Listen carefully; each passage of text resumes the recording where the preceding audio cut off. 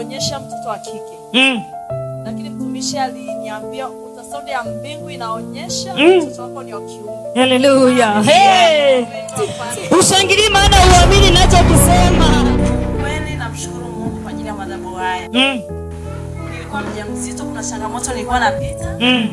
Mtumishi aliniombea. Na niliandikiwa kufanya operation. Nilisimamiwa na jopo la madaktari 5. Lakini nikatenda operation. Baada ya kumpigia kwamba usikubali. Baada ya kuongea na mtumishi akaniambia wala usiogope. Na kweli sifanywa operation. Na kingine ultrasound ilionyesha mtoto wa kike. Lakini mtumishi aliniambia ultrasound ya mbingu inaonyesha mtoto wako ni wa kiume. Haleluya. Hey! Uamini wewe, ongeza tena makofi na vigelegele. Haleluya. Haleluya. Huyu hapa. Sasa walivyo wazuri. Ultrasound ya kimbingu. Martha, pokea mtoto wa kiume. Martha, pokea mtoto kwenye hili tumbo. Pokea mtoto wa kiume. Pokea kwa jina la Yesu. Pokea.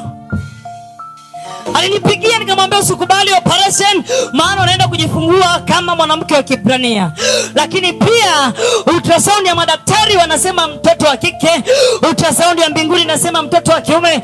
Nikamwambia tusibishane, mtoto ni wa kiume, na imetokea hivyo kwa jina la Yesu. Ruti anasema jamani, nimekaa naye siku zote niambii mtoto wangu mtoto gani. Utanielewa. Huyo mtoto fire.